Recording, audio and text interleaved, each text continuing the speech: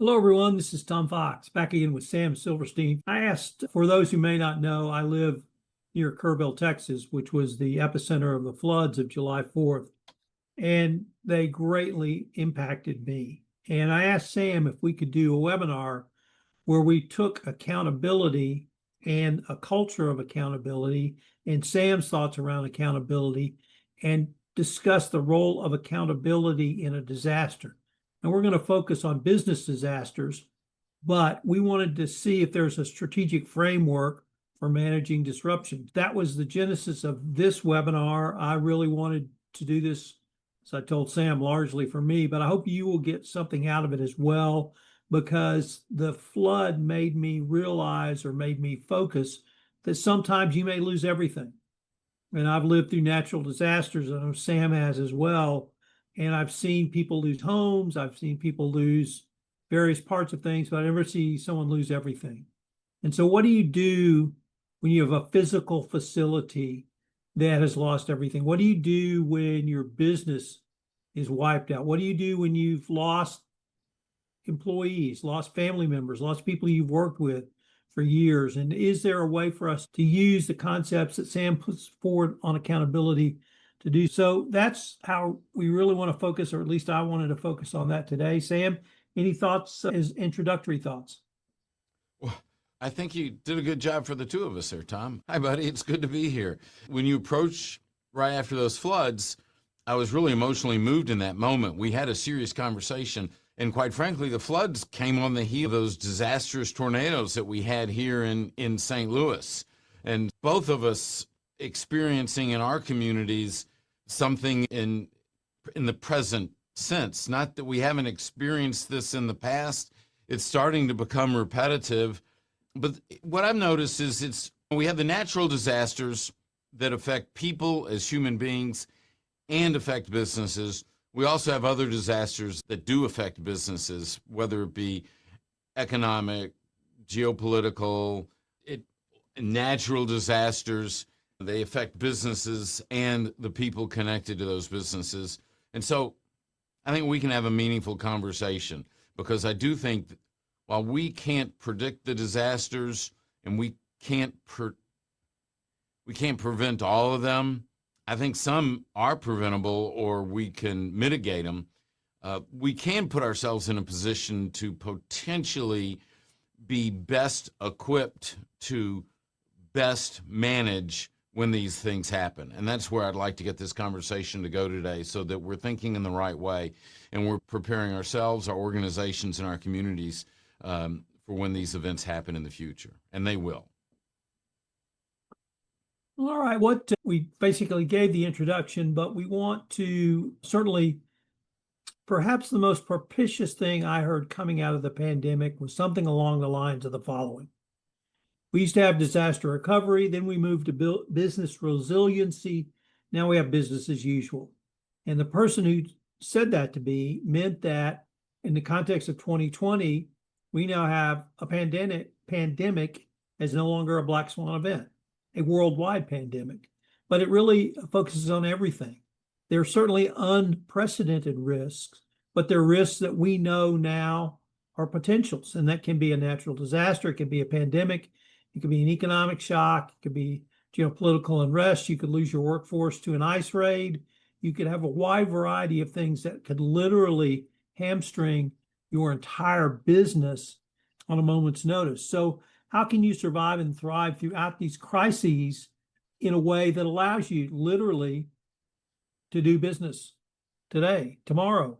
When the call comes in and you say, we've had a tornado and our plant's destroyed, they're like, Tom, I really feel sorry for you. I need this yesterday. And how are you going to deliver that? How are you going to deliver a service? One thing Sam has continually talked about is culture, and one that prioritizes accountability. And I really think there's a way for us to talk through this to see how accountability can be applied to each phase of the crisis that we may face in our businesses. So Sam, over to you on reminding us what is accountability. And you use the phrase, business as usual or business as normal. Business as normal today is no longer normal. we better be expecting things to come our way because they will. From a natural disaster standpoint, we refuse to accept the science that issues are changing our climate and these storms are going to continue to happen. Years ago, as a child, it used to be an occasional hurricane that was disastrous. Now it's tornadoes, floods, the fires because of the lack of rain. It's all interwoven, and all of that's going to continue. So accountability. Accountability is keeping your commitments to people. Now, here's where we've let people down. It's not about the tactical commitments, it's relational commitments. And as an example, you have up here, a commitment to the truth, not my truth or your truth, the truth, the whole truth, all the facts. A commitment to values, real values that we've identified, that this is how we do it here. A commitment to it's all of us, which basically says if you fail, I fail, and only when you succeed do I succeed, which means, Tom, in your community or in my community, the floods are 15 minutes from you. Where the tornadoes hit, 15 minutes from me. I was unscathed, but the fact that those people were not unscathed, that still impacts me. And if I ignore that and go, I was lucky and I'm not part of the solution, then I'm kidding myself. A commitment to stand by you. I think we have a typo on here, but it's a commitment to stand by you when all hell breaks loose. A commitment to a good reputation. These are all commitments that leaders take on, and when they take them on, it signifies to their people that they're in it with their people. They're not just in it for themselves, and that their people are not just tools and instruments that are there to potentially generate more revenue. That's the whole concept behind accountability. It's a relational topic, not a transactional one. The leader that says, I'm going to hold you accountable, is just trying to manipulate people to do more for them. And that's not what we're talking about. We're talking about true accountability between human beings.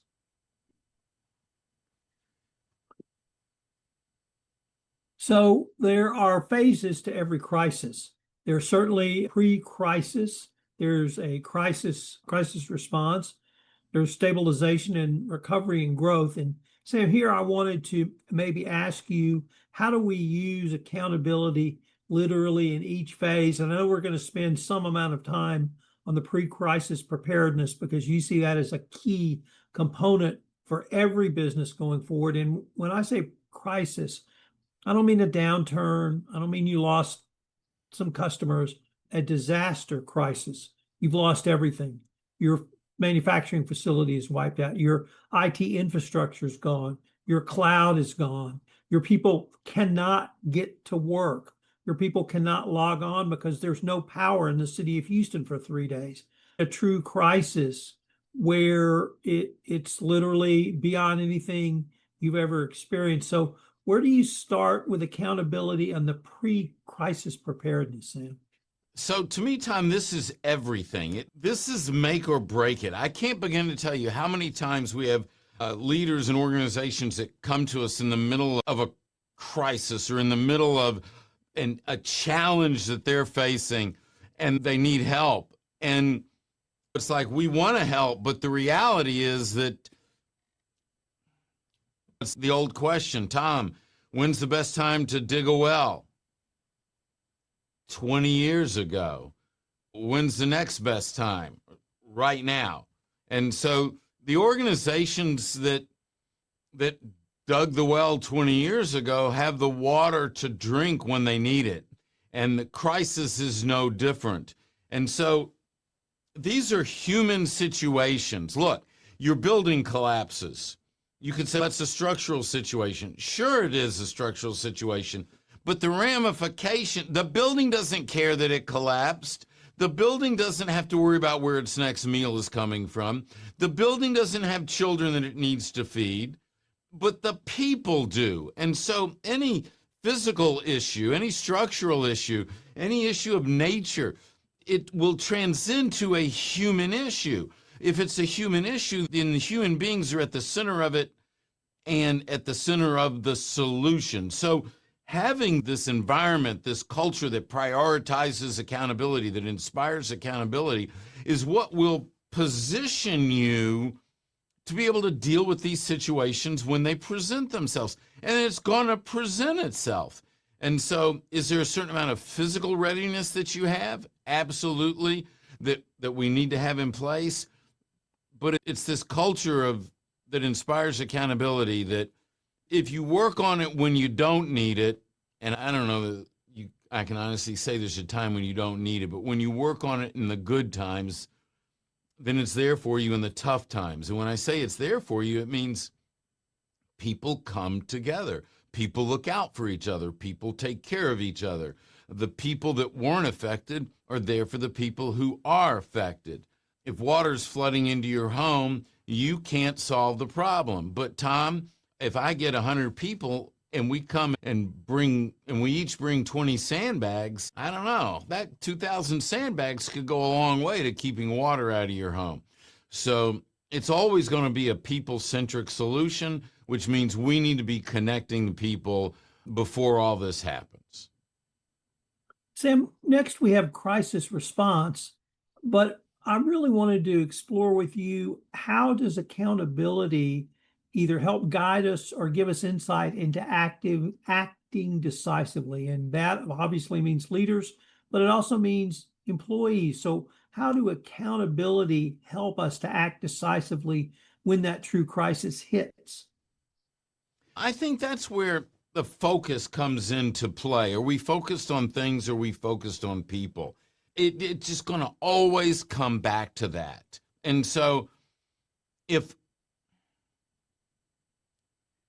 you knew that a relative of yours was standing on the roof of their house and the water was rising, and you would do anything to get there to save them. You would try and find a canoe, find a boat, something that you can do to get there. You would exhaust all your personal resources to save that family member.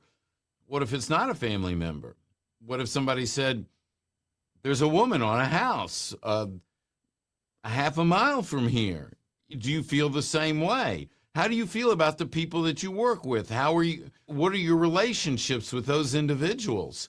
And I think that crisis response is going to be connected to the relationships that are put into place.